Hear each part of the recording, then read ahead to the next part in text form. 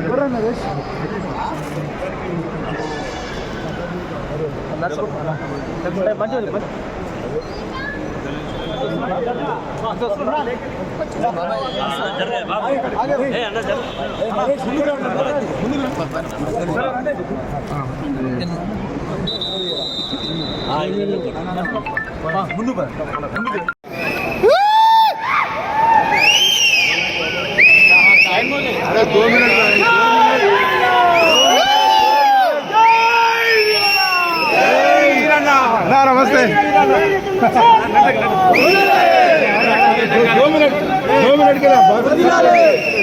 जय